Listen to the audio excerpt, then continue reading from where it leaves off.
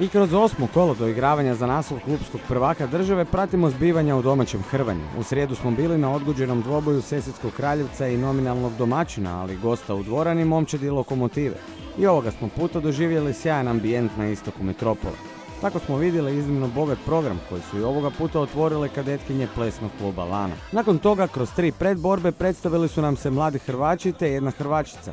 Dječaci koji su pokazivali svoje znanje i vještinu na strunjači su Tomislav Ivić i Reno Šimunović te zatim Leon Čečulović i Dominik Žiljak. Nakon simpatičnih klinaca na centru su se sučelice našli Martina Vazdar, Hrvačica koju ste već mogli upoznati kroz naše priče, i Marko Anušić.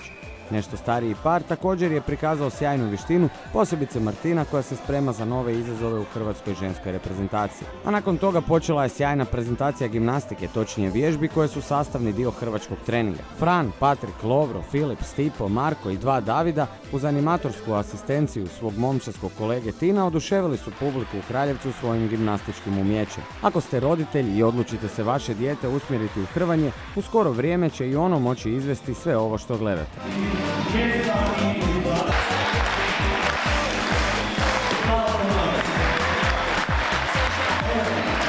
Bio je to bogat uvod u odličan meč Kraljevca i Lokomotive, koji je ponudio gotovo identičan rasplet kao i dvoboj ovih klubova u 3. kolu doigravanja. Prvih 6 kategorija odlučeno je iznimno uvjerljivim pobjedama, po 3 na svakoj strani. U kategoriji do 55 Nikolu Svetinu slatao je Franko Gruber te donio 1-0 Kraljevcu na startu. Nakon toga uslijedio je meč u kategoriji do 60 gdje je Lokomotivin Ivan Lizatović još jednom bio uvjerljiv ove sezone, ovoga puta protiv perspektivnog Marija Stjepića. Bilo je to 1-1. Luka Šačić pobjedom nad Josipom Brekalom u sljedećoj kategoriji vraća prednost Kraljevcu i atraktivno slavi trijumf pred domaćom publikom. Zatim slijedi borba u kategoriji do 74 gdje je našeg najperspektivnijeg Hrvaća Dominika Etlingera čekao predstavnik Kraljevca Marko Bajac. Unatoč Markovom silnom trudu i prikazanoj hrabrosti protiv mnogo uglednijeg protivnika, na kraju je bez puno muke slavio Etlinger za 2-2.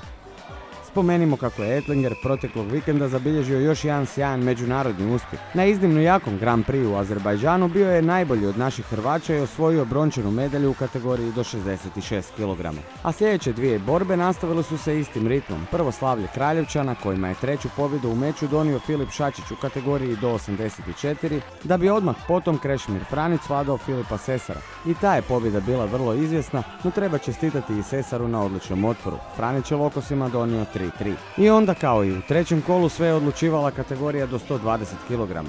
Ista 2 teškaša, Lokomotivin Ivan Mateković i predstavnik Sesvetskog Kraljevca Frano Grebenar još su se jednom sučelili jedan drugom ove sezone. Ranije je tušim slavio Grebenar koji je i ovoga puta bolje počeo i poveo 1-0.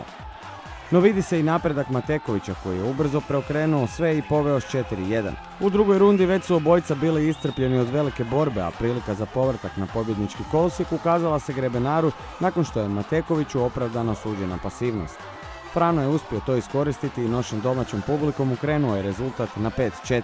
No Mateković se nije predavao i poravnao je na 5-5. Bio je to rezultat koji je i dalje davao prednost Grebenaru. Na kraju Hrvač Kraljevčana je izdržao nalete Matekovića u posljednjim sekundama i još jednom slavio zajedno s momčarskim kolegama i publikom naklonjenom klubu s ruba metropole. Bilo je to pravo nogometno slavlje.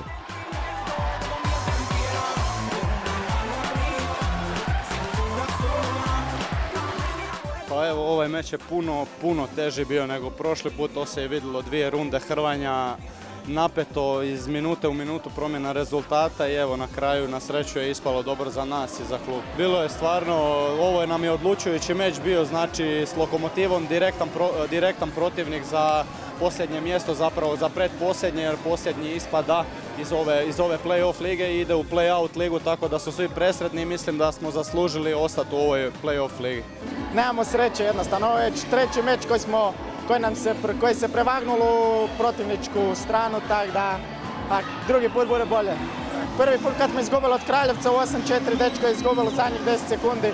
Evo sad Ico, super meč odradio, ima godina, krenuli tek prošle godine Hrvat, tako da se super odhrvo.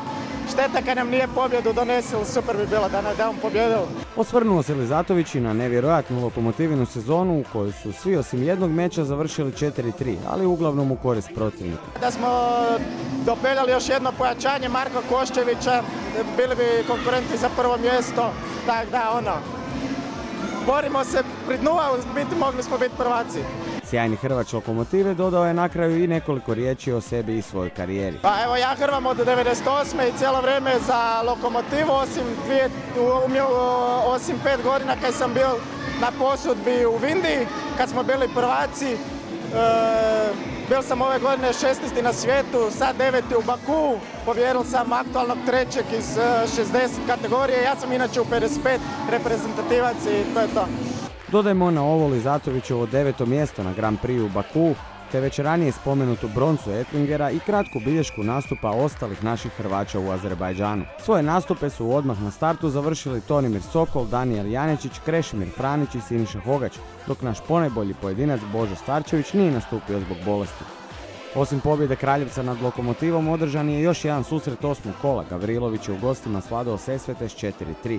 Za 6. trijumf Petrinjaca u doigravanju zasluženi su Banićek pobjedom bez borbe, te Šimatić, Krizmanić i Kadečka, dok su kod Sesvećana pobjedili Pušić, Zirdom i Šavuk. Lika i Vindija svoj će susret odigrati naknadno, a moguće je da će to biti u sklopu dvoboja posljednjeg 10. kola.